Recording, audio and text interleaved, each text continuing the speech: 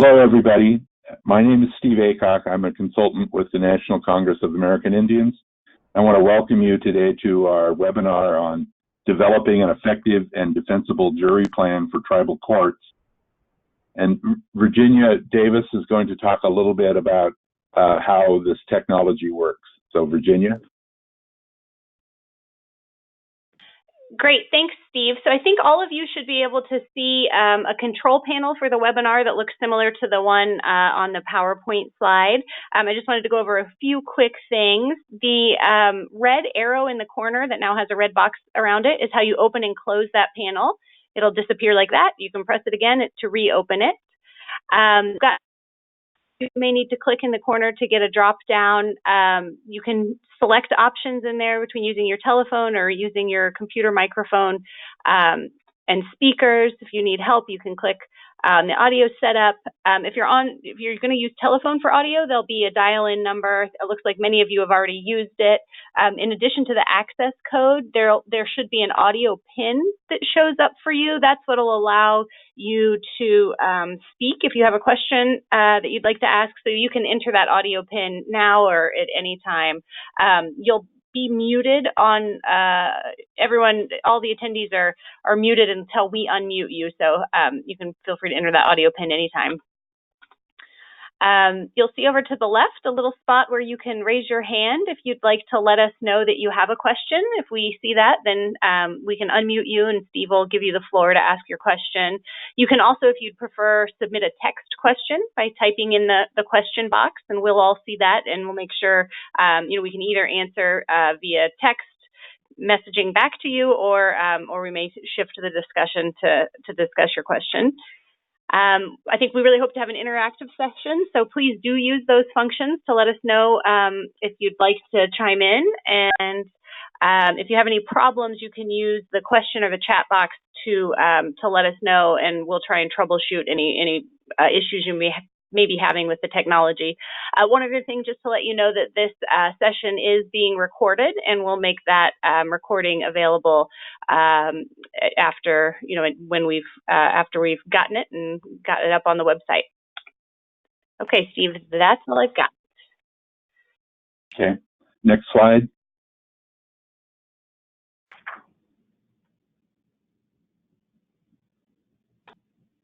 Do you see the slide that starts with rights of defendants, or is there a delay? No, I don't. I don't see it. Okay. So you're still seeing the logistics slides? No, I'm seeing the cover slide. Okay, let me see.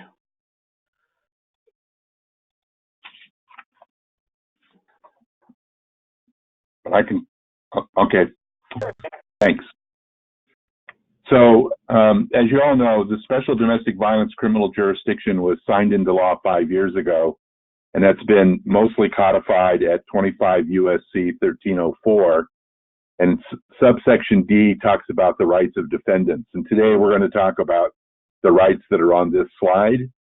So, in a criminal proceeding where you're exercising this jurisdiction, you must provide the right to a trial by jury, by an impartial jury, that's drawn from sources that reflect a fair cross-section of your community and do not systematically exclude any distinctive group in the community, including non-Indians. So we're going to talk today about jury pools and jury plans. And this is the statute, obviously, that tribes have to comply with. You want to, next slide? So what we're going to do now is we're going to look at how some of the tribes have met these requirements. One of the nice things about the statute is it allows for individual tribes to create these jury pools, taking into account their own local communities and circumstances. And this just shows how some tribes have chosen to do one jury trial for all juries, one jury pool, excuse me, for all juries. So whether it's a tribal member, non-tribal member, civil, criminal, they have one jury pool. The others then have two jury pools, and those are separated out a little bit differently. If we can go to the next slide. Quickly here, this just shows you that on the left, this is these tribes only have a jury pool just for special domestic violence criminal jurisdiction. The next two have jury pools for both special domestic violence criminal jurisdiction and for some non-Indian cases, so some civil trials. And then the last column shows the same jury pool for all cases. Next slide, please.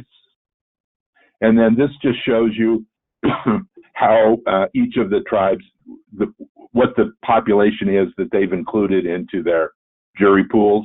And we're not going to go over these today. This is just really for your information, so that we can get on to actually talking about what the tribes have done. So if we go to the next, these are just the codes for each of the tribes, and they're so you can look it up if you want to look it up. Go to the next. So what we're going to do now is we have several slides from different tribes, and we're going to ask if there's somebody on that wants to talk about their tribe. If you could describe your system, if you've had trials, any kind of jury challenges that you've had, and then how you made these decisions to compose your pool the way you've done it. Is there anyone from Pasquayaki?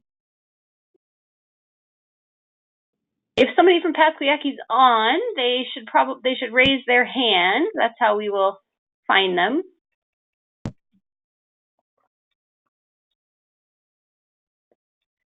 I don't think there is, looking at the attendee list, okay. Steve, I don't think there is anybody from Pasquayaki on. Okay, so just quickly, you can see here that they used enrolled members, spouses, tribal employees, and permanent residents, and they got this information, so particularly the non-Indians, so they get their tribal census roll, their housing and human resource departments. So we can go to the next slide. So is there someone from Sac and Fox that wants to speak?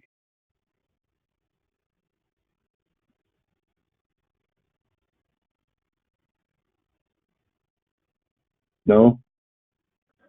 Okay, so they have the same jury pool for all their crimes. And as you can see here, then they're enrolled and resident tribal members. They're taxpayers, housing, those who've registered, tribal employees, and their casino employees. So a fairly broad section of their community at Sac and Fox. Next slide. So Eastern Band also has the same jury pool for all their crimes, and it's residents of the reservation. Is there anyone from Eastern Band?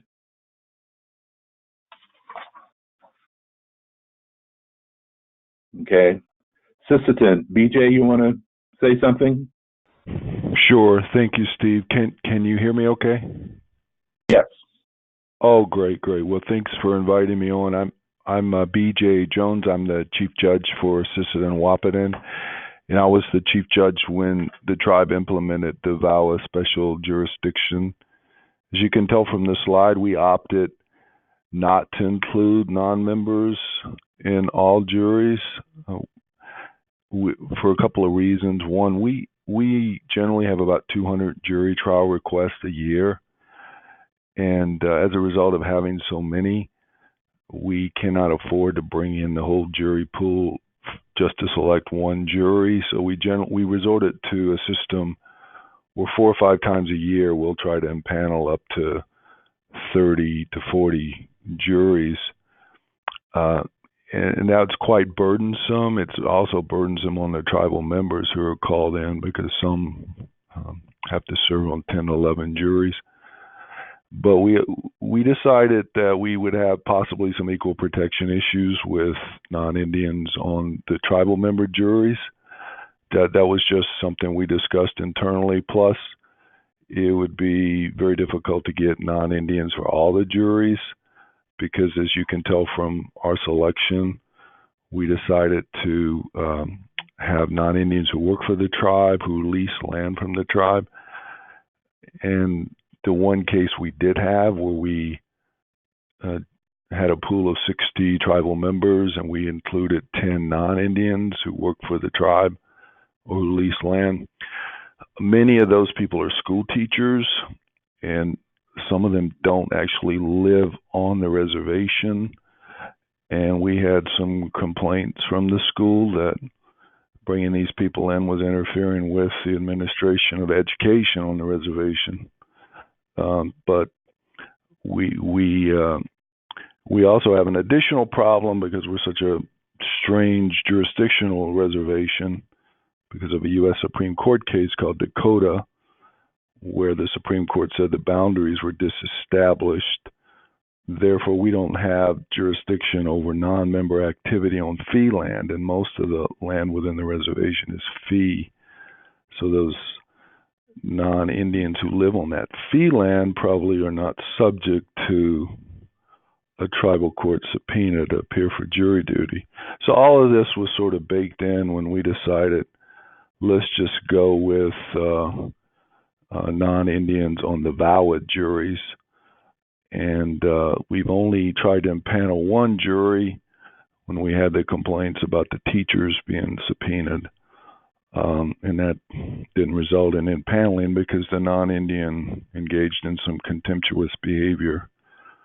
But we haven't had that many cases, but we made the deliberate decision not to include non-Indians on all the juries just because of the logistical problems with getting them there, getting enough of them there for all the juries we do. Plus, we did have some equal protection concerns for tribal members based upon tribal law, not the federal VAWA statute, but some issues with tribal law.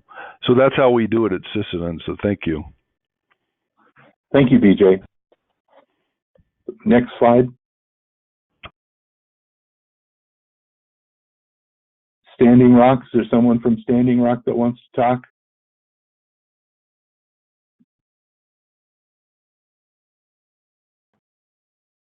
No? Okay. As you can see then, for their VAWA cases, then it's all residents, and it's available to all charged defendants, Indians and non-Indians. So this one is if it's a domestic violence case. They don't have a system in place yet at this point. They've only had one case in their 3 years. Go on to the next slide, please. Sault Ste. Marie, Tracy, do you want to say something? Hello, this is Tracy Swan from the Sioux Tribe of Chippewa Indians up in Sault Ste. Marie, Michigan. December 13th, 2016, we implemented SDVCJ. We had tried to, that most of the entire year of 2016, we had tried to pass that with TLOA. That wasn't going too well with our board, so we separated the two and were able to pass VAWA December 13th, 2016 and enact that here. We, in discussing the jury, we used all language right from the statute, incorporated that into our criminal procedure code, chapter 70, and we opted to do the easiest on how to find non-natives. So we opted to use our human resource department to select all employees who met a special criteria of being 18 years and older and 69 years and younger, who have successfully been employed for a period of 90 days if they were hourly, paid hourly, and a period of 6 months if they were paid a salary. So we specifically included that in our jury trial or jury duty policy, and that is what we're currently using. We also added in our criminal procedure that we could use any resident, non-tribal resident on the reservation, and any persons leasing any of our homes that are on trust land. We've not tapped into that pool yet. We've only used our employees, our non-native employees. Have you run into any challenges? I'm sorry. No, we haven't yet. We've only had one jury trial, and that resulted in an acquittal. So what we did to pick our jurors was we selected 100 non-natives who were employed by the tribe, and 100 natives, and we just did a mix of random mix between the same number of people from each pool, each list, native and non-natives. We picked, I think, 30 from native and 30 from non-native, and we summoned them to appear. And who was picked on the panel was it was a mix. We didn't know. The attorneys knew, and it ended up being, our pool consisted of 4 non-natives and 2 natives. Everybody showed that was expected to show. I think more non-natives appeared than natives appeared, and that case resulted in an acquittal. So we'd had no juror issues come up at this time. The unfortunate part was we adopted this in December, and our first case that went to trial, I think he was charged in February, early March, and the case went to trial in June. So we weren't really prepared for policy or procedure on how to hold any of the non-tribal members accountable if they didn't appear for jury duty or complete their juror questionnaire. So we adopted a jury duty policy so that our human resources department could make any new employee aware that they are subject to this, because nobody was aware at the time, and we were getting phone calls saying, "I'm not native. Why do I have to fill this out? Why do I have to come?" So it was just the lack of letting the information known to others that this is what the board has passed, and you are subject to this because it's a condition of your employment, or it's a condition of you leasing our land or renting on our land. So that's something that's still in the process through orientation when somebody gets hired. And then we've not gotten to changing our leases with individuals yet. Our legal department's working on that with both of our housing entities. We include it in that in our procedures and our policies that they're subject to disciplinary action, whether that's through employment or civil contempt powers by the court. Unfortunately, we've only had one jury trial, so we've not had to take any action that way. All right, thank you, Tracy. You're welcome. Chidamaka, anyone?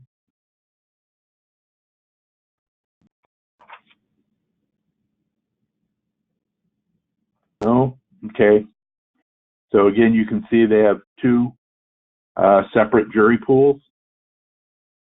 For their sources for their VAWA cases, no tribal member requirement, and they do have their fair cross-section language in their code.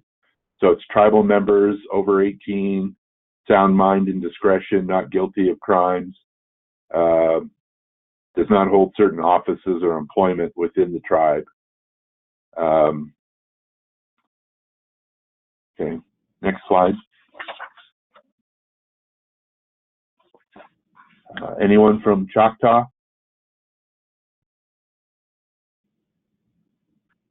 So you can see here,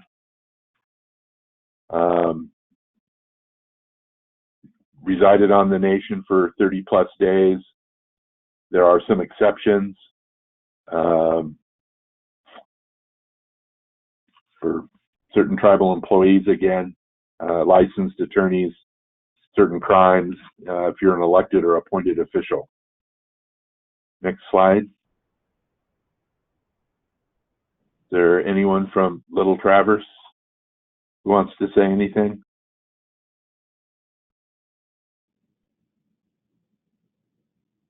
So they have the same jury pool for all their crimes. So it's tribal citizens, family members, employees of the tribe. Steve, I think Alicia's on. Alicia's on. Oh, okay. Traverse. Alicia? Sorry about that. I didn't know if I was still on mute. So yeah, we have the same jury pool for all crimes. It's tribal citizens who live within LTPB jurisdiction, family members who live within our reservation, our reservation, employees of LTBB, and that includes our casino as well. And then we have the exceptions of legal disability of people convicted of certain crimes, and of course they have to be over the age of 18. We haven't had a trial yet, so you know, we're just patiently waiting and feel that we're ready for that. Okay, and I know there's some dispute over what land you have jurisdiction over. So what did you include in your jury pool? So it's people who like live within, I guess like live within the 3 counties that we prominently are located. So it's like Charlevoix, Emmett, and Sheboygan. So that's kind of what we base it off of. Okay. All right. Thank you. And then Lower Elwha has the same jury pool for all crimes. Is there anyone from Lower Elwha that wants to give us some more information?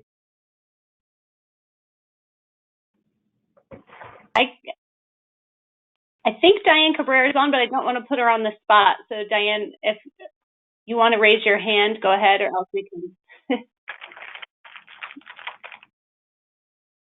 Okay, here I am. Can you hear me? Yes. Yes, great. Okay, great.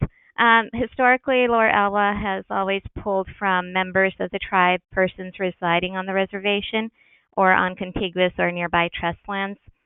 We do need to revise our judicial code and procedures to actually, I believe, enlarge the jury pool to include employees if they're not also living on the reservation, and as well as adding people from housing that are non-members. So I foresee actually amending this to just add that additional sources for the jury pool, not necessarily bifurcating for member trials versus trials for special domestic violence jurisdiction prosecutions.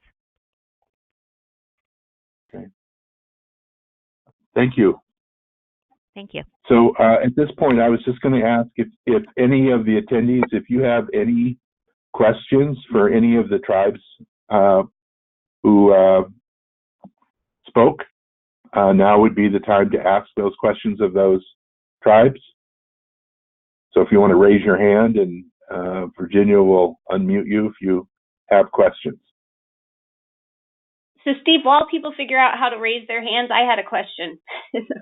I had a question for Sault Ste. Marie. I wanted to be sure I understood. So I think, Tracy, that you said that you've had higher compliance among the non-natives than among your tribal citizens with the compliance with jury summons. Did I hear that right? That's question number one. And then my second question was, have you done anything since you found that out to try and increase compliance among tribal members? I know the HR, I would guess I was assuming that the HR policy reforms, et cetera, were more aimed at the non-Indians, although maybe I'm wrong about that. Yes, you are correct. We did not have one non-native not show up when summoned to appear for the jury trial that day. But again, we've only had one. All non-natives have completed their juror questionnaires. We have had a few that have called and said, had no idea about this, and we had to, tell them that they were subject to doing this, and then they complied, filled out their questionnaire, turned it in. Over the course of however many years, we have had issues with with natives appearing or even completing their jury questionnaire or appearing for jury trial, and we've not done anything to address that because. To say it lightly, politics. If you get a certain tribal member running to the board and saying, I had to work, why would I have to go to do this? We get things like that happen. So when they don't appear, we do an order to show cause. The judge gives them a warning. Sometimes there's a $50 contempt fine that goes along with it. But that's just been par for the course. It's just how we've been operating. We've never pushed it, to any extent.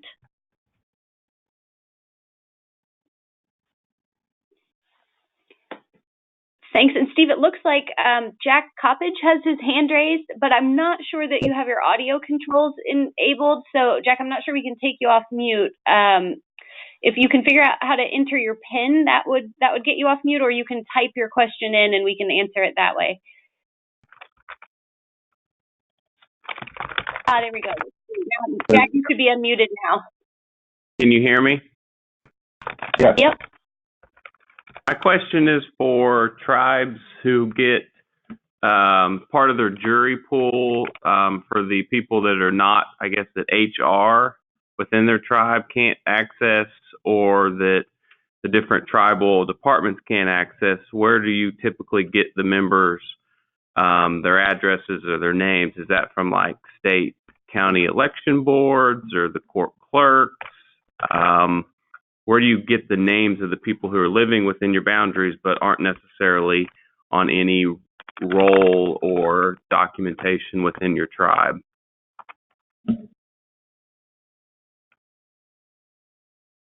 So if any of our presenters, if you want to jump in here. Well, as far as Sysadin, we just have our process servers serve them at work because most of them actually don't live within the boundaries, so we don't want our process server having to go off and serve them. But we just generally just serve them at work, so we don't need to find a home address. No, I'm more interested in where you get the addresses and the names, not necessarily how you serve them. Like, where's the list, basically? And Jack, you're talking about non-employees, right?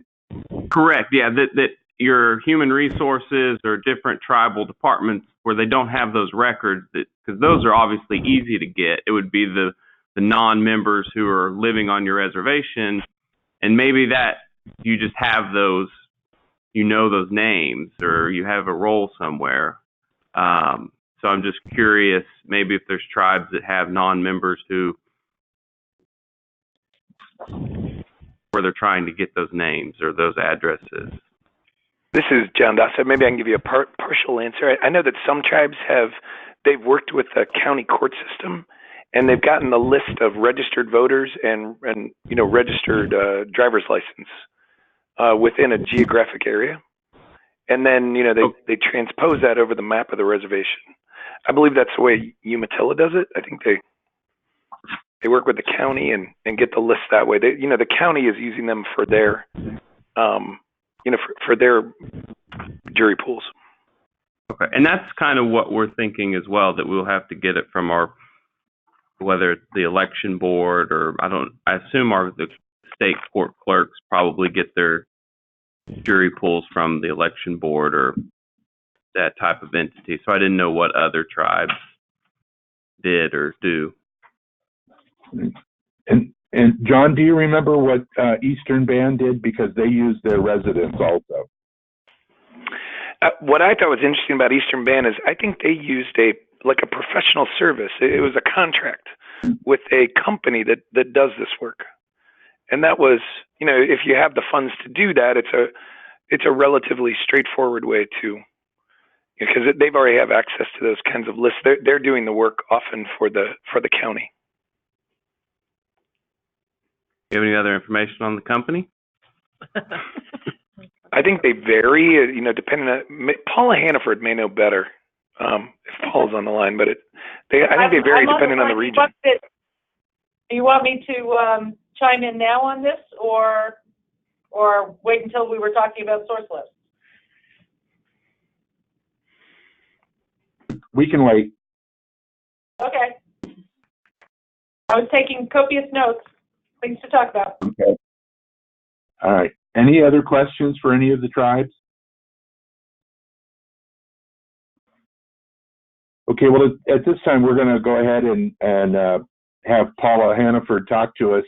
So Paula is the director of the Center for Jury Studies at the National Center for State Courts.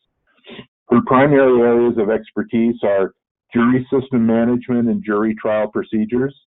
And part of her current research is including the development of technology standards for jury automation. So, Paula, do you want to go ahead then? Sure. Thank you, Steve, and thanks very much for having me. I always enjoy working with NCAI. So I wanted this afternoon just to give a little bit of background in terms of what's the constitutional framework that is underlying all of these decisions about what is a fair cross-section, and that informs a lot of the statutory language that we talked about earlier. And then talk about just the real nuts and bolts of what should you be thinking about as you are putting together a plan for bringing in a pool of jurors. And so the constitutional background, it's interesting, there's nowhere in the Constitution that actually has the phrase fair cross-section. This is actually a phrase that has evolved from the Sixth Amendment language, talking about an impartial jury selected from the jurisdiction in which the alleged crime was committed. And over time, it became sort of accepted, but that what that meant was that the jury pool, not the actual jury, but the jury pool from which the jurors are actually being selected, needs to reflect the community characteristics. And the seminal case on this is one called Durham v. Missouri. It was a 1979 Supreme Court case. And this is one that basically outlined a three-pronged test to figure out whether or not the defendant who was challenging the jury pool could say that there was a prima facie violation of this fair cross-section. And the three pieces of this test, the first one was that the group that is allegedly excluded or underrepresented is a distinctive group of some type. We're going to talk about some of these terms in a minute. The second one, that the representation of that group is, quote, not fair and reasonable in relation to the people in the community. And the third one is that this underrepresentation is due to some type of systematic exclusion. And those three terms, distinctive group, not fair and reasonable, and systematic exclusion, pack an awful lot of legalese and case law. Now, that's not the end of it. If the defendant hits all three of those elements, that's just sort of a presumptive prima facie case that there's been a violation of the fair cross-section requirement. But at that point, the burden shifts back to the state, basically to say that yes, maybe they are underrepresented, this distinctive group is, but there's a really compelling reason, compelling governmental reason for excluding this group. Typically, some of the ones that you would talk about is if either because of the logistics or because some characteristics. Some of the discussions that are currently going on in state courts have to do particularly with Hispanic, that Hispanics are underrepresented, but in communities where there's a large non-citizen Hispanic population, the compelling justification is that they're not citizens, and so therefore they maybe are not acculturated and know enough about the American justice system to be able to serve competently as jurors. So that's the burden shifting. The last one that's pretty important for you, and I think it gives you as you're developing jury plans, gives you a fair amount of protection, immunization, if you will, is that the states, and by definition, the Supreme Court in 1979 was not thinking about tribal courts, but tribes, I would say, also retain broad discretion to define the qualification and exemption criteria for your jury pools. So who is actually eligible, who should be eligible to be in your jury pool? So we'll talk about that in a little bit more. we can go to the next slide. I want to unpack some of those terms a little bit. So the first one is this whole idea of the distinctive group. Over time, the way the case law has developed is that it's usually talking about heightened scrutiny, strict scrutiny classifications under the Equal Protection Clause. So almost all of the cases that you see are dealing with race, ethnicity, and gender. In fact, Duren was a gender discrimination case as opposed to race. Often you will see sort of supplementing the constitutional one and those equal protection classifications that there may sort of be incorporated statutory terms for other classifications: national origin, religion, economic status, political orientation, Indian, non-Indian, color, language ability. But those would be statutory. They would not be necessarily rooted in the Constitution.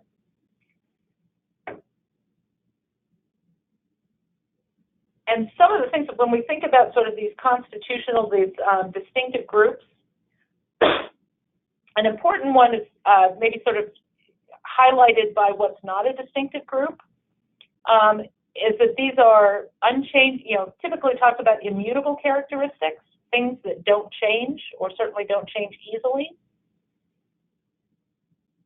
like race, like national origin, but things like age, young versus old, white-collar occupations, these types of classifications, education, because those are conditions that can actually change over time, typically have not been a distinctive group. So you don't actually see case law saying that, well, young people or old people were systematically excluded from the jury pool. That typically has not been an issue, because just young people or old people are not distinctive in and of themselves. Young people, by the grace of God, get old. Old people were once young. And so that's sort of an important one, that those more fluid characterizations do not typically fall into this particular prong. The not fair and reasonable, this has actually gotten mushier as opposed to firmer over time. There really are no clear numerical thresholds in case law anymore. There was actually a very important case in 2010 that essentially reaffirmed Duren, the basic framework, but actually refused to consider, in rather strong language, whether or not there was like a particular numerical threshold, bright line rule for it had to be 50% or 10 percentage points lower. So that has not been as much of an issue. And so what you see courts doing is looking at sort of what was, our basic leapfrog that we often do with precedent. In Duren, there was this was gender discrimination, and on the qualified jury list, this was in Kansas City, Missouri. The qualified jury list was 26% female. Sorry about that. 26% female, and the population was 54% female. So basically, half of the people who were even eligible to be summoned, less than half the people eligible to be summoned were on the qualified list. And then after they even summoned them for Mr. Duren's trial, there were only 15% women on the jury panel that appeared for court that day. So it was less than a third of what was, would be expected if in fact it did reflect a fair cross-section proportionately. And so you've seen sort of over time, sort of courts going, well, it's, either it's really close to that or it's not. One of the things that we have seen is usually anything more than a 10 percentage point gap. So in Duren, 54% of the population was female, 26% of the qualified list was female. So you had a 28% gap, and that was just too much. Usually anything more than a 10% gap is going to really raise some eyebrows, but I've seen language in some recent cases that have been as small as a 4% gap. Sort of proportionally speaking, they used to talk about if it was more than half as many people as you would expect. Now it's 20. I'm seeing numbers around 20 and 25% lower is tending to raise eyebrows as well. But there's nothing really clear cut, no magic number. And the systematic exclusion, this is actually pretty important because it's the often a lot of the language was talked about that it had to be intentional, particularly because of the equal protection. That is not the case. It just has to be something that is systematic, that is inherent in the jury selection process itself. In Durham and Missouri at the time, what was inherent in that was that their jury law, the state law, actually provided an exemption to women, that any woman, if they were sent a qualification questionnaire, could just check, I'm female and I'd like to be exempt. And a lot of women actually did that.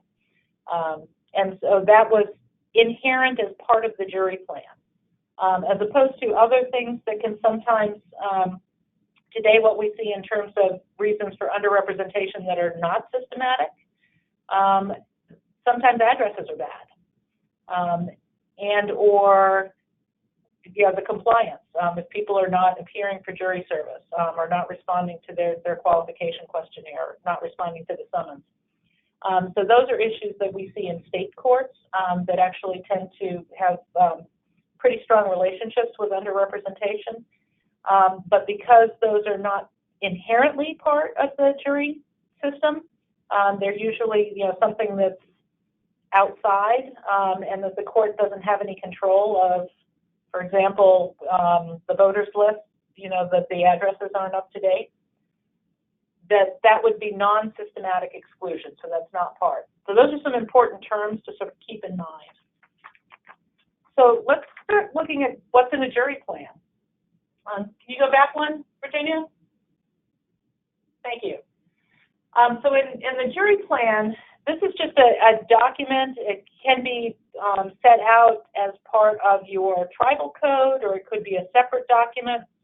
But essentially, what it is a idea that in one place that you have some detailed documentation about how you go about summoning and qualifying and managing your jury process, right up to the point where you are sending a panel into a courtroom to select jurors for trial, and even beyond that. It's usually adopted. We recommend that it be adopted as sort of a formal expression of court policy in some way.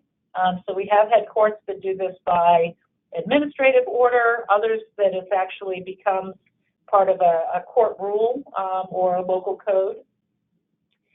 There are different pieces. I've got sort of essential components here. I'm not sure that they are all necessarily essential, but these are good ones to sort of a checklist to keep in mind. Certainly you would want to know what's your statutory and regulatory authority for even summoning jurors. Does your tribe have the authority to have jury trials? What's the jurisdictional authority of the court? And then just a description of how do you go about putting together your jury list? What's the size of your jurors? Are all of your juries 12-person juries, or is it a 6-person jury? Do verdicts have to be unanimous? Can they be non-unanimous? How are you qualifying your jurors? So who is actually qualified to be a juror in your tribal court, in your jury pool? Who is entitled to be exempt or excused? Who gets to decide? Is this something that needs to be done by the trial judge? Or can you have a jury clerk or a tribal clerk or someone else who's actually managing this administratively? And then what are just other things, how long are people required to serve? How much do you pay them? Who's responsible for managing this? So that's usually what a jury plan is. So let's talk about sort of what's the basic procedures. Next slide. So it's actually not all that complicated, and almost all courts differ a little bit on the details, but the basic procedures are pretty much the same. The first one is you need to identify and get your hands on one or more source lists. These are the lists that actually have the names and contact information for the people who are going to be jurors. If you're using two or more lists, you need to put them together, but then you need to identify duplicate records. Sort of a key bedrock for jury service is this idea of random selection, that you are not hand-picking people, but instead it's done as sort of a random draw. But if you have two lists and you have people who are on both lists, state courts often use voter and driver's lists, for example. So if you have somebody who both votes and drives, they would have twice as much of a chance of being selected as somebody who is just a driver but isn't registered to vote, or vice versa. And so one of the things that you have to do is identify those duplicate records and remove the duplicates. Otherwise, you have a violation of random selection. Some people on the list have a greater chance of being selected than others. Most courts at that point randomize their list once they have all the names finalized. This is again so that you're not, working through your list from A to Z or from zip code to zip code. Again, it's just a matter of trying to incorporate as much randomness in the process, mostly because most state courts and federal courts at this point have pretty much bought into that because it's random, it's fair. Nobody is actually trying to manipulate the jury pool in a way that would produce outcomes that are favorable to one side or the other. At that point, there are two different ways you can do your summoning and qualification, two-step and one-step courts. For courts that tend to have a rather low volume, often like two-step courts, and that's really the traditional way of doing it, is that you would start with your master jury list and you would send out a qualification form and ask them to indicate, in most jurisdictions, are you a U.S. citizen? Are you a resident? Are you over the age of 18? Are you not a felon? Or are you mentally competent? You haven't been adjudged incompetent? And do you speak and understand English? And in most jurisdictions, those are the five primary ones. And the person would fill it out and would mail it back in. And the court would look at it and say, okay, this person is definitely qualified, and so we will put them on a qualified list. But if they came back and said, no, I'm not a U.S. citizen, or that's nice, but I moved out of county 2 years ago, I don't know why you still got my name on the list, but I'm no longer a resident, then that person would be disqualified and their name wouldn't go on the qualified list. And then at that point, once you have a qualified list together, whenever you have a trial, you send out a summons to somebody on your qualified list, 50 people, 100 people, however many jurors that you think you're going to need, and tell them to appear for service on a date certain at a particular location. One step is basically combining those two steps. So you're sending out a qualification questionnaire and a summons at the same time, usually with about a 6 to 8 week lead time ahead of your trial. It tends to be a more popular approach in higher volume courts, urban courts, just because the numbers are so good that you know exactly over time of how many people are going to be disqualified, how many people are not going to appear. And so you reduce your printing, you reduce your postage, and you just have a lot of certainty about what to expect. So depending upon which one you're doing, either you're splitting it into 2 steps or not. You mail your jury summons and or your qualification questionnaire. You get the paperwork back. You take a look at it, who's actually eligible and available to serve. Some people may say, well, yes, I'm statutorily qualified, but I'm going to be on a business trip, or I'm going to be on vacation, or my husband is terminally ill, and I really can't be away to down at the courthouse because I have that responsibility. And so you're reviewing those, making those decisions, and then typically most courts the day before or the night before will have jurors call because, as we all know, trials sometimes don't happen, and so have them call in the day before to find out whether or not they should actually report for service on that day. Those are the basic steps that sort of gets you to where you need to go. So let's kind of work through, again, some nuts and bolts on each of those steps. This whole idea of a master jury list, when we talk about this, there's really 3 characteristics that you like to see. One of them is this idea of inclusiveness, that everybody who is eligible for jury service in the jurisdiction is on the list. There's 2 reasons for that, one of which is simply fairness. I heard somebody on the call webinar earlier talking about the people not wanting to come in because they have to work or they have other responsibilities. And my predecessor in my job used to talk about everybody loves jury duty, but just not this week. And I think that's pretty common. It's jury service is often very enjoyable, very educational, very gratifying, and it's never convenient. I've never said anybody who said this is a great idea for me to do today. And it's sometimes quite burdensome.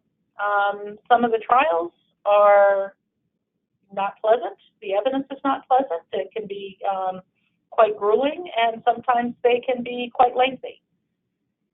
So this idea of sort of inclusiveness means that you're sharing the burden across the greatest possible population. The other, and not just using a subpart that's getting called in over and over and over again. The other one is, as the more that you get inclusive, the closer you get to 100% inclusive, everybody who is possibly eligible to serve in this jurisdiction, the closer you get to 100%, the closer you get to 100% representativeness. So this is just this idea that you're not leaving out pockets of people,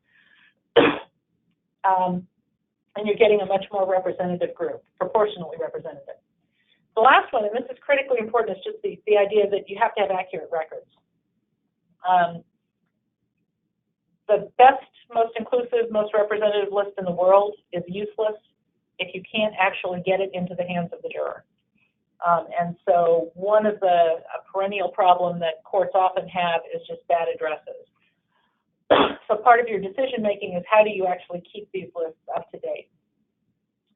Now, I want to go back to sort of this idea of inclusive and the jury eligible population. Some of you talked about it a little bit in terms of that decision of, well, who will be eligible in your jurisdiction? What are the qualification criteria? And that can get very complicated for some of the tribes, particularly in terms of it's less defined by geography and instead by tribal membership or relationship to the tribe. State and federal courts have a little easier time of it because you're working with hard geographic boundaries. It's the county, or it may be multiple counties, or if it's a municipal court, it's just the municipality. And so the geographic boundary is sort of the starting point. For you, where you've got, it's the tribal membership and relationship to the tribe that is the qualification, makes it a little bit more difficult because you can have, I think it was in Sisseton that you had some non-tribal members living on tribal, but it was sea land, and how do you find out who those people are because they otherwise don't necessarily have a relationship, or if you don't have contiguous areas. I seem to remember, Steve, correct me if I'm wrong, that the Paspayakis, you would have tribal members who don't actually live on tribal land. They're living in Phoenix or living in Tucson, but were getting summoned for jury service, and so they were actually coming from, you know, an hour or two away. So you have complications like that, that you have to sort of think through those complications a little bit in terms of who is jury eligible. It's not quite as clear cut, and so spending some time sort of thinking about that is a very useful exercise. So what are some options? Next slide.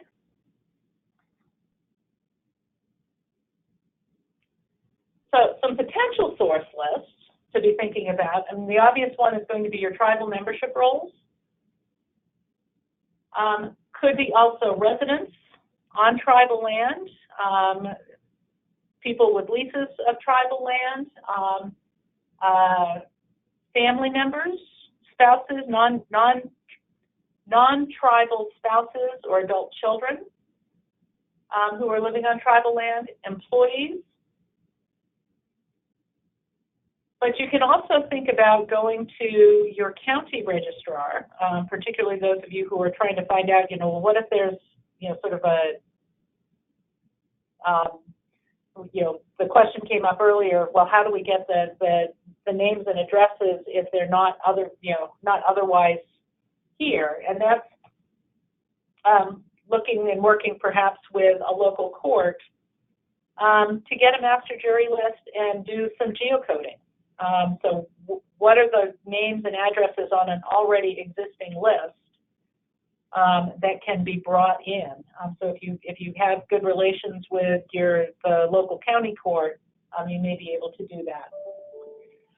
One thing that I've found, and particularly in more rural areas around the country, is that if you're doing this, try to get both a mailing and street addresses. Although I suppose you could do service. I thought that was kind of interesting, of doing service at serving the summons at work as opposed to at home. But essentially, what you want to make sure is that you're getting, making sure that they actually receive the summons. We've had issues in some rural areas around the country where there is a street address, and the post office doesn't go there. They actually have to go into the post office and pick up their mail from the post office box, or to some other arrangement. And so when the court sends out to the physical address, the people never get it. That's just one of the characteristics of that. So if you can get both from your different lists, that's great. I will say, for those of you who are just starting out, or if you don't have, for example, a vendor who can do a lot of this work for you, that this idea of using a lot of lists and then doing duplicate recognition, once you get past about 500 or so names, it gets very, very complicated to try to do the duplicate recognition and removal process. And so be thinking about that you may want to, oh, well, we've got these 10 different lists that we could use, is that it becomes very, very, increasingly difficult, time-consuming, unless you've got some very good software or some experts who are working on this. And so there's a cost benefit there. For every list that you add, you're exponentially increasing the complexity of the process. Okay, next slide. So things to do as you are thinking about how do you recognize your duplicates.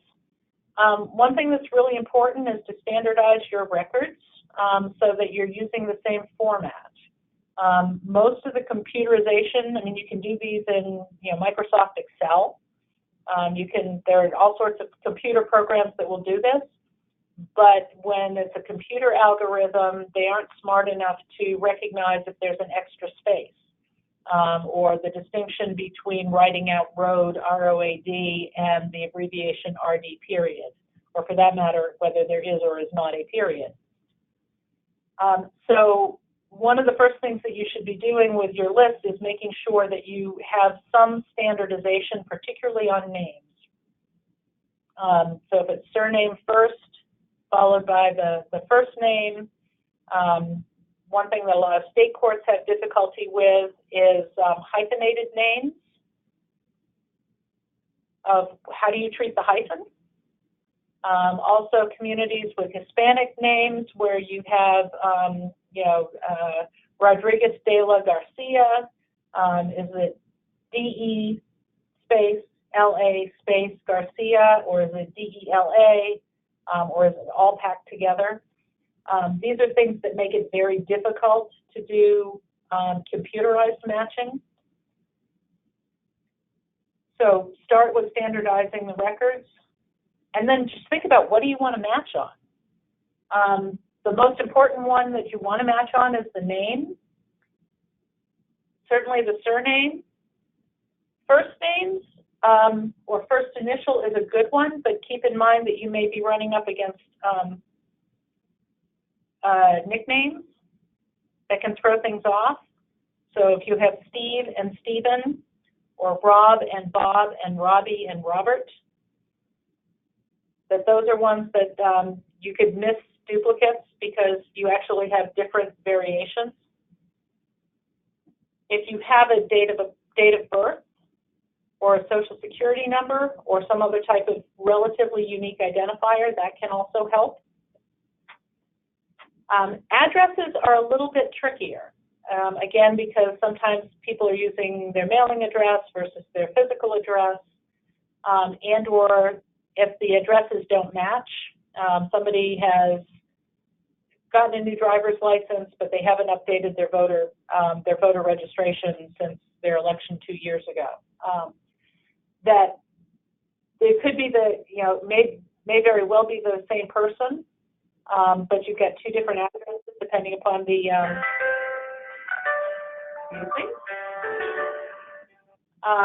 depending upon the list that it's coming from.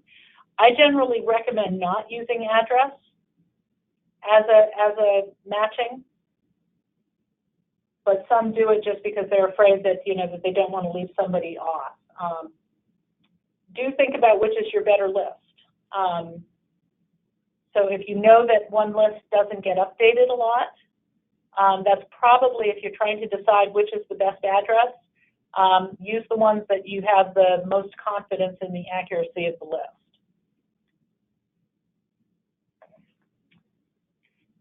All right, next slide. Now, a lot of courts will use something that they call suppression files to sort of go through the list before they actually get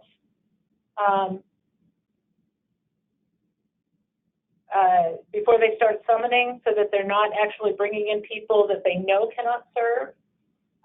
Typically, because you're usually doing these lists maybe once a year.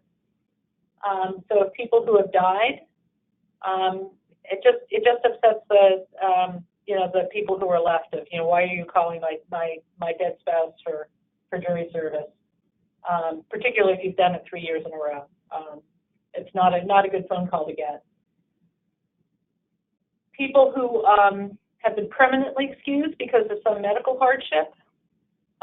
People who were just in the jury pool 2 months ago, been there, done that.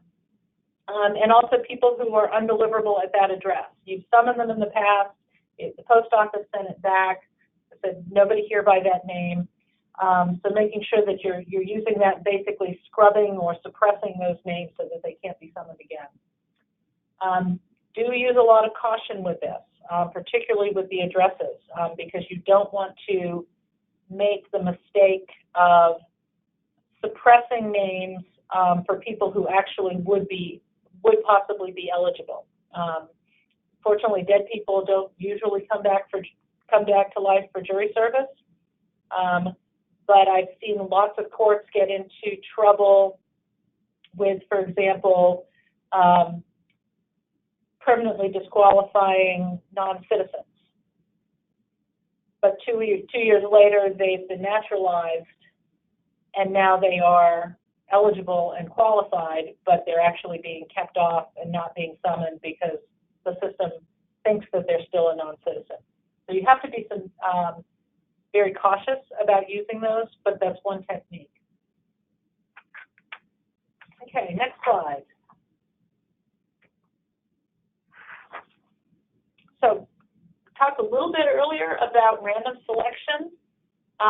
This is, I always like the ABA's Principles for Juries and Jury Trials definition.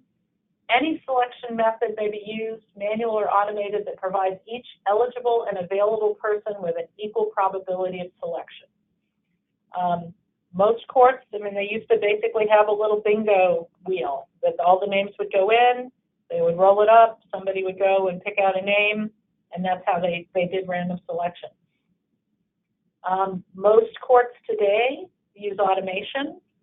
You can use a random number generator. Excel spreadsheets have this, Access. Generate a random number, give it to each record on your master list, and then just order the list by the random number. That's probably the easiest way to do it. Do be very careful about organizing your random list, your master jury list, in a non-random way, alphabetized, by zip code, by locality. Certainly for your purposes, if you are segregating out, for example, tribal members, here's the list of the top 90% of the names are tribal members and the bottom 10% are non-tribal, because you would end up, potentially introducing non-random selection and underrepresenting your non-tribal members, which would be a particularly significant issue with the special jurisdiction jury pools. Jury size. U.S. Supreme Court has said basically anything 6 persons is the minimum, but you can have different amounts, maybe even for different types of crimes. Misdemeanor versus felony is fairly common. The most popular is still a 12-person jury. Scotland has 13. Virginia, where I live, is 7. So it just varies. Federal court is usually 12. And then your verdict decision rules, the U.S. Supreme Court has said basically you don't have to have a unanimous verdict. The 2 states for criminal trials, Oregon and Louisiana, don't actually require, they're supermajorities. So in Louisiana, you have to have at least 10 people agreeing on the verdict, and in Oregon, you have to have at least 11. But you can certainly have non-unanimous. There's nothing in the Constitution that requires it. Juries that are comprised of only 6 persons have to have a unanimous verdict, though. That was sort of the level that, at that point you need to have all 6 people in agreement. Next, so we talked a little bit earlier about sort of the 2-step or 1-step. I'm not sure that there's a lot more to say about this.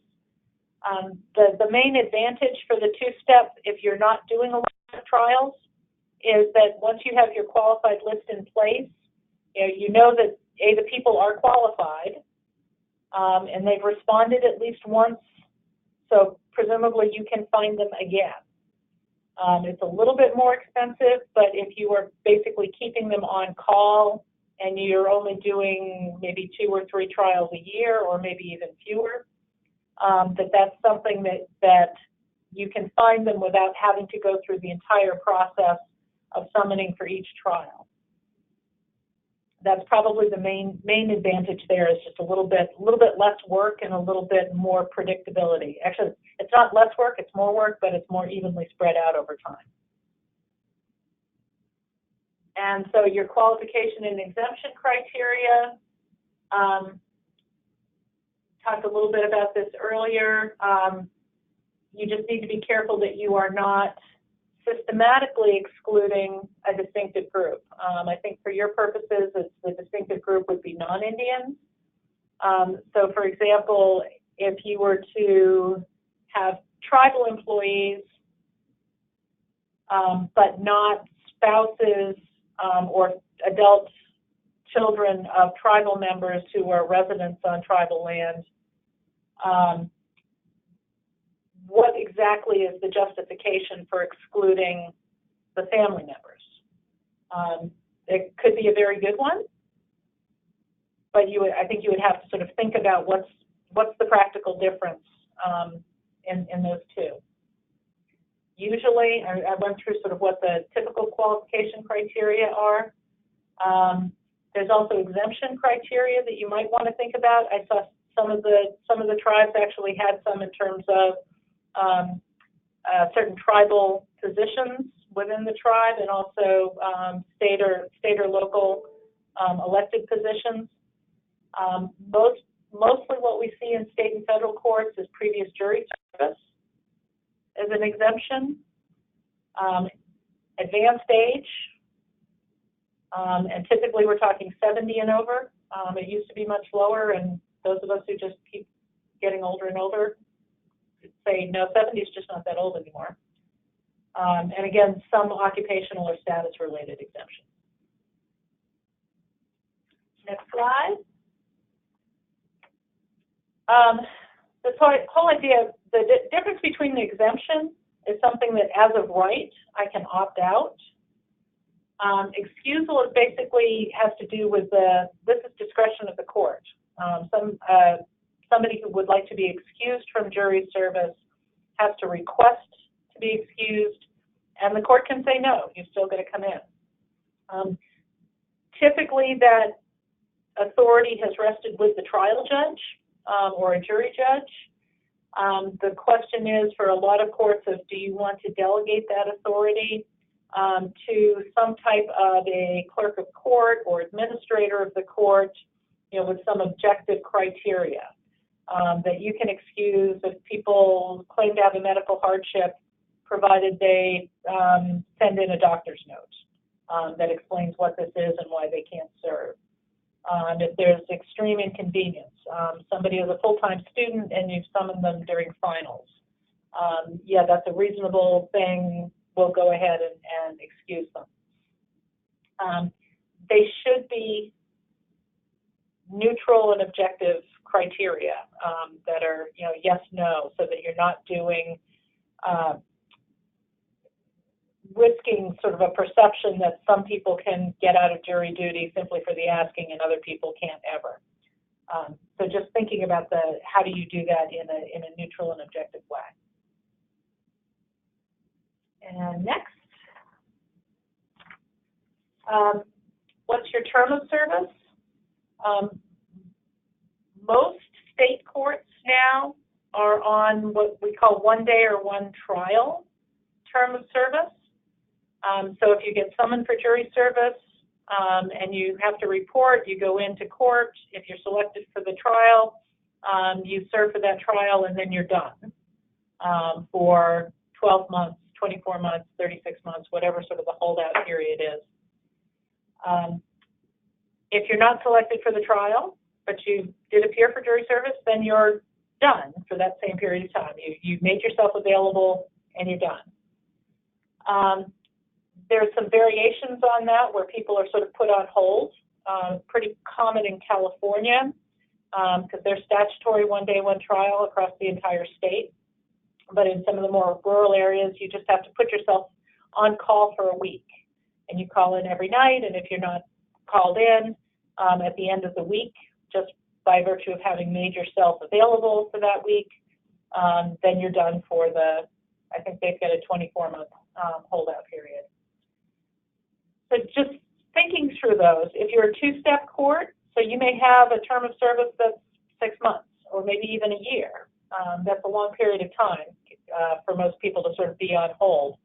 But if you only expect to have 1 or 2 trials, then that actually says, okay, we're going to put you on our qualified list for a year. And if you get called in for a trial, great. If you're selected, great. Then you're done.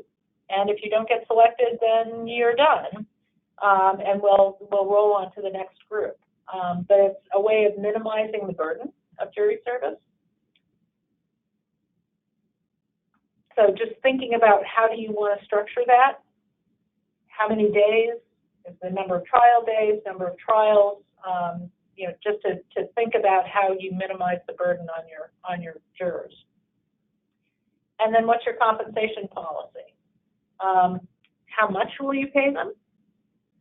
There's no mandatory minimum anywhere, and there are some courts that are, I think the lowest I still know of is $5 a day, but there's still a number of courts that are in the $10 to $12 a day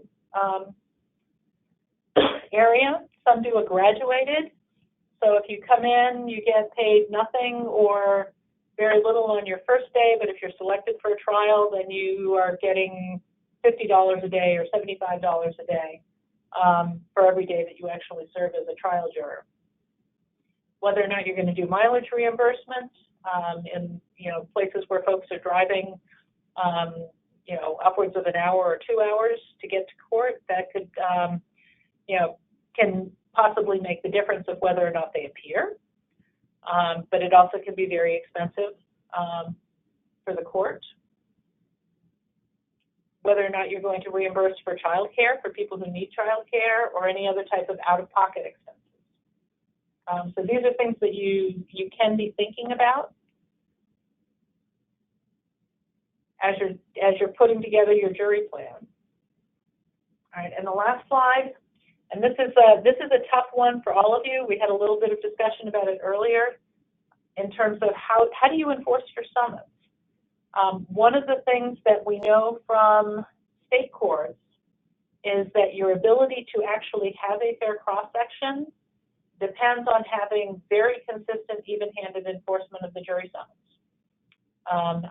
I forget which tribe it was that had more non-Indian appearance rate than your tribal appearance rate. Sioux tribe. Which one? Sioux tribe. Sioux tribe. Okay. Well, this is one question. It'd be an interesting legal question about whether you could get a challenge for a fair cross section because of underrepresentation of tribal members.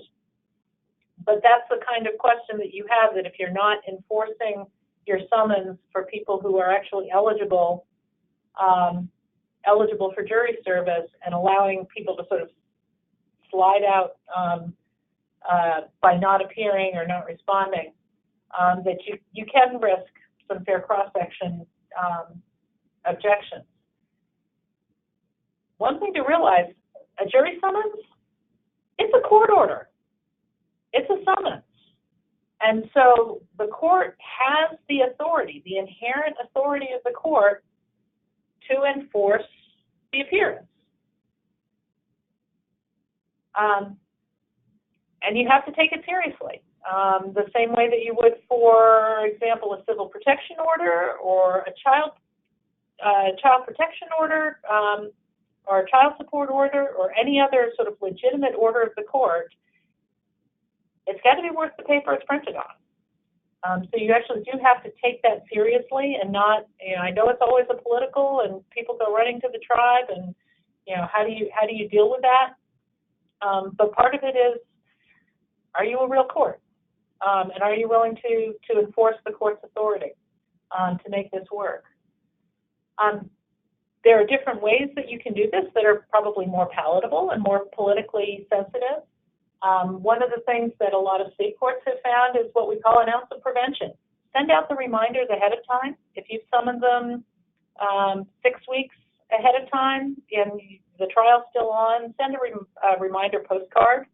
Or if you are collecting on the summons, cell phone number or an email address when they respond to it.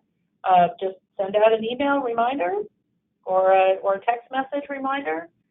Hey, you have jury service tomorrow morning. We're looking forward to seeing you. You would be surprised at how that incentivizes people who would otherwise say, well, maybe I won't come, it'll be fine. They won't really notice if I'm not there. But if you're telling them ahead of time, hey, we're expecting to see you tomorrow morning at 8:30, that they will actually be much more likely to show up. The other really one is just having a second notice or summons approach. Probably less effective if you're only doing 1 or 2 trials a year, but if you're doing trials on anything like a regular basis, of just immediately sending out, once they fail to appear, a new jury summons on the next date and say in big red letters and probably about size 24 font, hey, you were supposed to be here for jury service. This is your second notice. You need to call us immediately. Otherwise, you're expected to appear on this particular date. This is your next jury date. And if you don't, here is the list of horribles that we can do to you. So whether it's contempt of court, if there are fines, whatever your penalties are for failure to appear. And then you can get increasingly draconian. Order to show cause why you should be held in contempt, issuing a bench warrant for their arrest, imposing fines or fees for failure to appear. The main point on this, though, is you're not trying to punish them. You just want them there for jury service. And as you get that message across in your community that this is something that we're taking really seriously, it's part of your civic obligation to your community, to your tribe. Once you have that in place, you'll be able to keep your failure to appear rates actually at a minimal level. They're a little bit, I live in the South, we have issues with kudzu, that if you don't actually pay attention to it, those can creep up on you pretty quickly, and you'll end up with sending out summonses and half the people won't appear.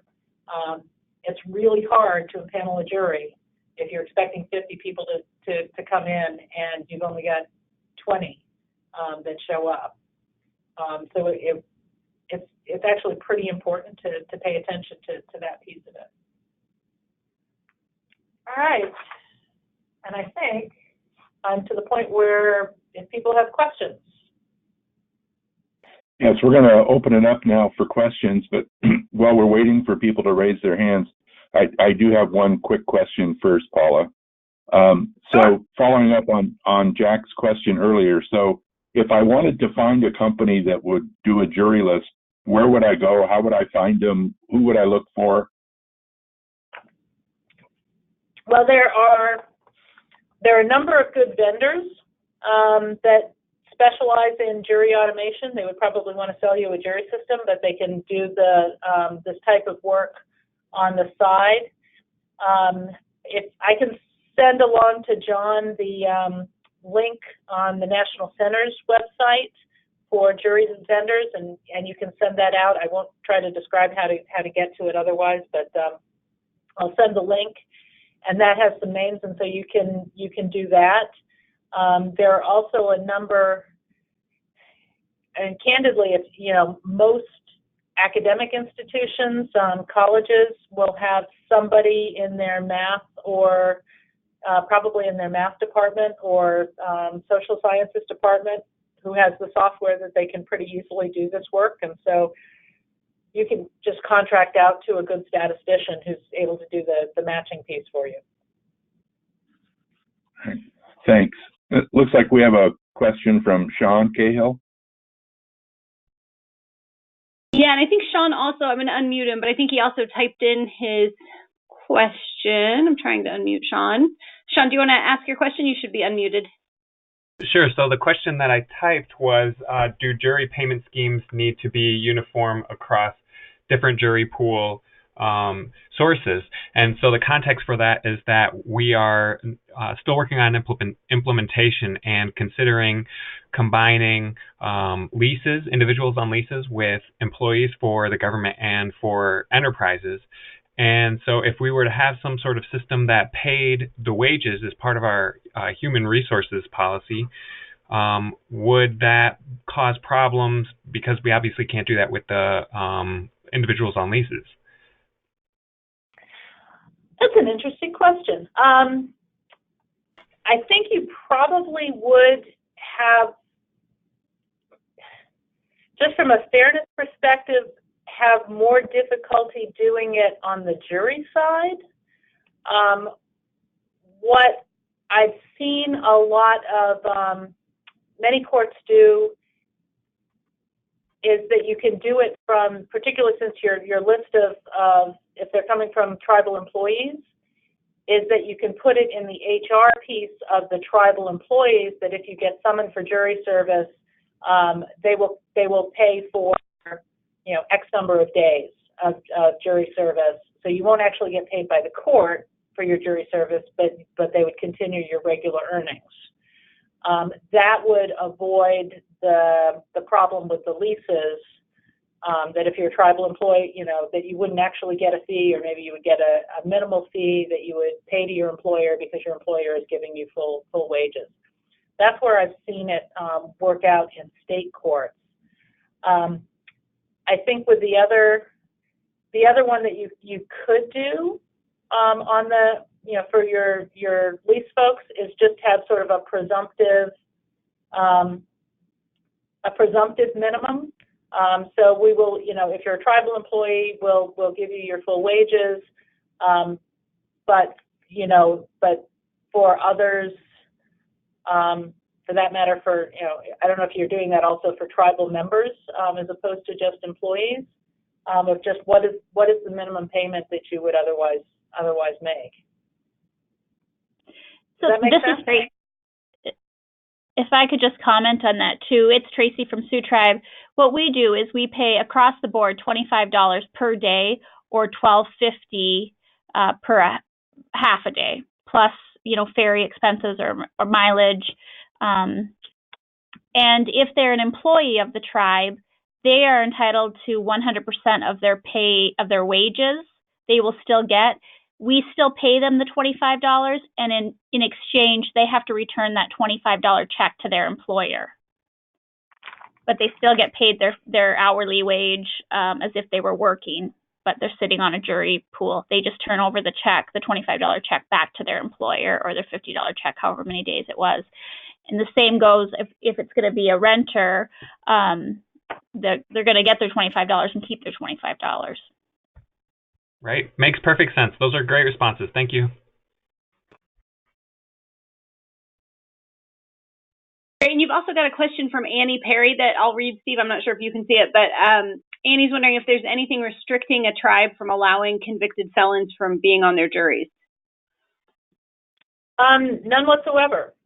You have discretion to decide who is eligible, and in fact, I think in a lot of places there's sort of a broad understanding that convicted felons are excluded. If you actually look at the law, it's a great deal more varied from state to state, and a lot of the discussion.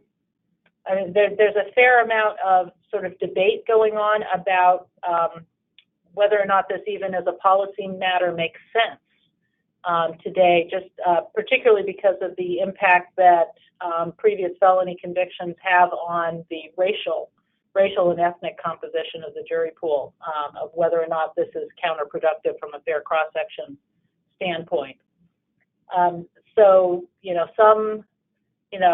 Some states, Illinois, don't have it as a disqualification at all. Maine does not have it as a disqualification. Others will do it for a period of time, 5 years or 10 years after you've completed your sentence. Then you are automatically re-eligible for jury service. Others do it on particular crimes, but not all crimes. So it can get pretty complicated, but there's nothing inherently that says that you must exclude people with criminal convictions.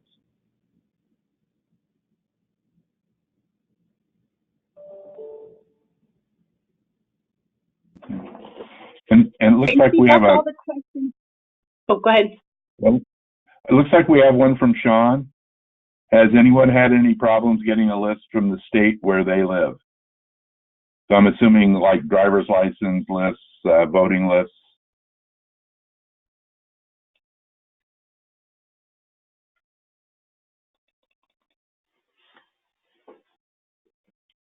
So any of the tribe, anybody want to jump in?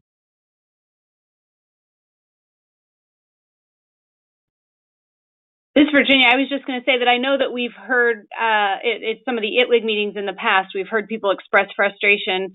That sometimes it has taken some back and forth to work that out, and they have met with opposition at first when they ask. Yeah, and some of the lists are also maintained by the state, and you might have a better, if you don't have good relations with your county, you might have better relations with the state, who might be able to get you the same information that way. And most of the states actually, in terms of if there's a list merge, duplicate removal process that goes on, often it's being done by the administrative office of the courts at the state level, and then chopped up into county bits and sent out to the local courts. And so the state court may be a better approach there as well. They would certainly have the same information, and you'd be getting the exact same list that they send to the county court.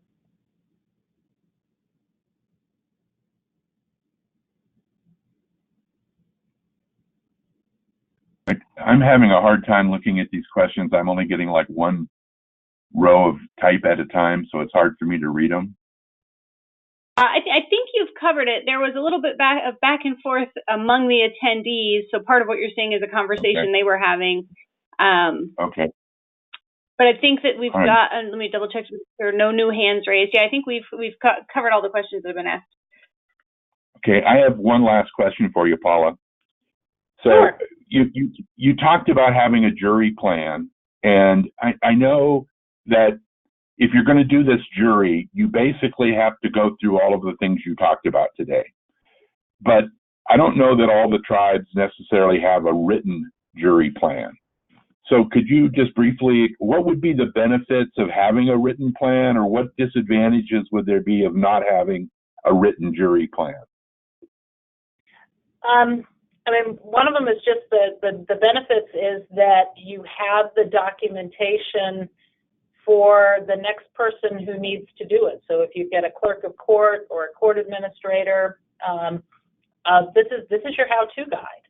And as you know, unless you're doing this on a daily basis, it's just really useful to have thought out the logistics of how do you do it, how early do you send the summonses, having that in one particular place. So that's probably the biggest one, but the other one is just a matter of transparency.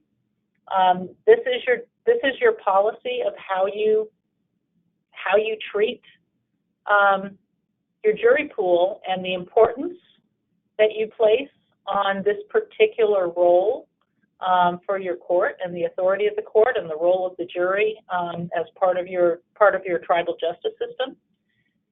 That memorializing it in this way actually, I think, gives it a more weight and more deference if you are ultimately challenged. If a court is looking, Court of Appeal is looking at you after the fact, and it looks like you've been doing stuff on the fly, they're much less likely to take your process seriously than if you have a jury plan in place that gives the impression that you've thought about how this process is supposed to go. That's my quick answer for. Yeah. That's what I was thinking, is that, one of the benefits would be is if it's challenged, you're not just saying, well, we have this ad hoc process and this is what we do. You actually have something that says, this is our process. This is what we do every time. Exactly. Okay. I will say that if you're doing this, because I've actually seen some courts that have gotten in trouble in this, if you have a jury plan, do manage your jury that way, because there is nothing that is worse than trying to describe on a challenge that, here's our jury plan, but we didn't actually follow it. Okay. Yeah. All right. Well, I want to thank all of the people who showed up today. I want to especially thank you, Paula. It was a great presentation. I also want to thank those who spoke about their tribal jury system for us today, and those of you who had questions or other comments to make. So, Virginia, you want to let them know about, so you said this was taped, so I'm assuming that there would be some place that they can, A, get the PowerPoint, and B, actually watch it again or listen to it again if somebody wanted to do that. Yeah, that's right. We'll send a follow-up email of the PowerPoint presentation and a link to the recording for everybody. Okay, thanks, everybody. Thanks, everyone. Thanks, Paula. Thank you.